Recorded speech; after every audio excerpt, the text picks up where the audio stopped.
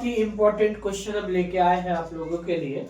आप ध्यान से देखना, ये एक ऐसा टाइप का क्वेश्चन है जहां से आपको एसएससी, बैंक, रेलवे जो भी हो, लेकिन आईएएस, सीसेट, बीपीएससी सब में ये क्वेश्चन जरूर आता है।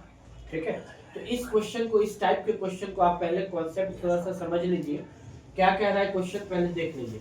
एक परीक्षा में 90% छात्र अंग्रेजी में, 85% छात्र गणित में तथा 150 छात्र दोनों विषय में उत्तीर्ण हुए। उत्तीर्ण का मतलब पास हो गया। यदि कोई भी छात्र अनुत्तीर्ण न हुआ हो, कोई भी छात्र फेल नहीं हुआ, तो पूछ रहा है छात्रों की कुल संख्या क्या है। क्या पूछ रहा है? छात्रों की कुल संख्या। तो इसका एक चार्ट इस तरह से बनाना, ठीक है। और बनाना कैसे आप, ये ऐसे बनाना, और ये इस तरीके से। इसमें मैथ में कितना है? 85% है। इंग्लिश में कितना है? 90%।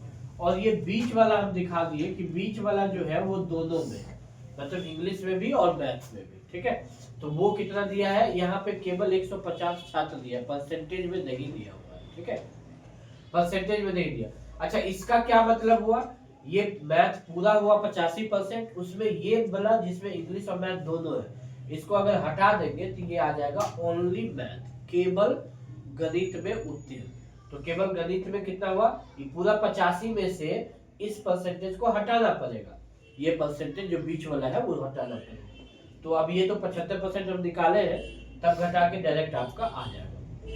अब ओनली इंग्लिश का मतलब ये वाला पोर्शन, इस पूरे इंग्लिश में से ये बीच वाला जो है वो हटाना पड़ेगा। ठीक है, तो पहले बीच वाला परसेंटेज है कितना, उसको निकालने के लिए आप ये फॉर्मूला देख लीजिए। ये फॉर्मूला आप 9th 10th से पढ़े होंगे। Number of A union B, ये हो गया और, ये हो गया एंड। ये और एंड का क्या खेल है देख लीजिए। ये हो गया नंबर ऑफ स्टूडेंट जो कि या तो एक विषय में या दूसरे में या दोनों में पास हुआ हो। क्लियर हो गया? ये हो गया नंबर ऑफ स्टूडेंट जो केवल एक विषय में पास हुआ हो, इंग्लिश में, ये मैथ में, और ये दोनों में। एंड का मतलब इसमें और उसमें, दोनों में। ठीक है, तो अब इसका देखिए 90% एक विषय में, दूसरे में 85, और दोनों में कितना परसेंटेज नहीं पता। और ये पूरा ग्रुप का हो गया, तो ग्रुप को 100% लेके चलना है। ठीक, तो 100 बराबर देश माइनस देश, तो इस दोनों को जोड़ दीजिए। x का मान सीधा क्या आ जाएगा? दोनों को जोड़ के ये इधर आके घट जाएगा। ये 75%, मतलब बीच में जो इंग्लिश और हिंदी, ये मैथ, दोनों में कितने परसेंट लोग हैं? नंबर में तो 150 दिया है, लेकिन परसेंटेज में कितना आ गया?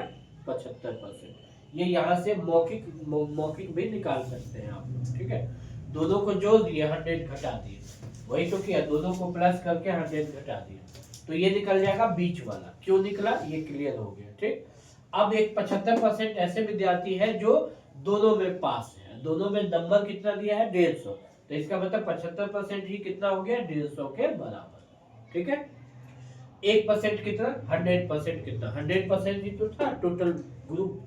So what is the answer? 200 हो गया टोटल नंबर ऑफ स्टूडेंट।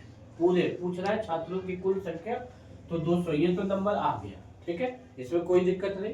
अगर पूछता कि ओनली इंग्लिश वाला बताइए, कितने विद्यार्थी केवल इंग्लिश, ये क्वेश्चन आ सकता है, तो पहले आप यहाँ पे आ जाएंगे।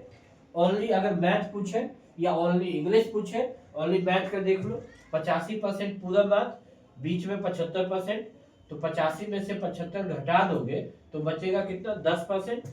तो ओनली मैथ के लिए 85 में से 75% घटा दो, तो ये 10%। चूंकि यहाँ पे 1% 2 है, तो 10% कितना हो जाएगा? या 200 का 10% निकाल लो तो 20 आ जाएगा, या 200 का 10% ही निकाल लो तो कितना हो जाएगा? 20। तो 20 हो गया किसमें? Only math. ओनली इंग्लिश निकालना हो तो 90 में से 75 घटा दीजिए, तो ये कितना हो जाएगा? 15%। तो 15% निकाल लीजिए, 200 का वो आंसर आ जाएगा। तो इसमें 3-4 टाइप का क्वेश्चन जो भी पूछेगा, आपका कॉन्सेप्ट क्लियर होना चाहिए। एक क्वेश्चन हम ओनली, चाहे फिर एक नया क्वेश्चन देते हैं, आप इसको जल्दी लिखिए, ये बहुत इंपॉर्टेंट क्वेश्चन है, इसको समझिए।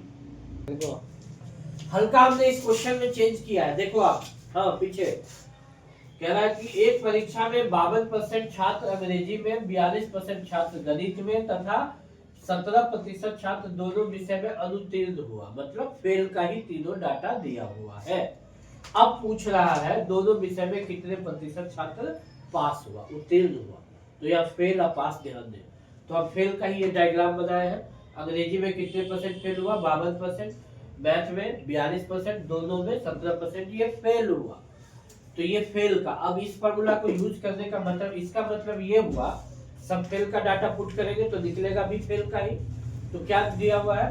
ए और बी, ए यूनियन बी का मतलब नंबर ऑफ जो स्टूडेंट है वो या तो एक विषय में फेल है या दूसरे विषय में फेल है या दोनों में फेल है। ठीक है, तो इसका मतलब पहला विषय में कितना फेल, दूसरा विषय में कितना फेल और दोनों में कितना फेल। ठीक है, तो ये हो गया 77% ऐसे विद्यार्थी जो या तो अंग्रेजी में फेल है या मैथ में फेल है या दोनों मिला के फेल है। सब मिला के 77% विद्यार्थी फेल हो गया, या तो एक विषय में या दूसरे विषय में या दोनों विषय में। ठीक है, तो जो बचेगा वो पास कर जाएगा, सीधी सी बात। तो पासिंग परसेंट क्या होगा? 100 में से टोटल 100% ही लोग थे ना, 100 में से 77% जब फेल ही हो गया तो बचा कितना? 23%, और ये 23% पास हो गया। पूछ रहा है दोनों विषय में कितने परसेंट छात्र पास हो गए, इसका मतलब 23%। ये बिल्कुल आंसर आपका सही है। तो इस टाइप का क्वेश्चन आप जरूर लिखिए। एक इसी में हल्का चेंज करके हम देखते हैं।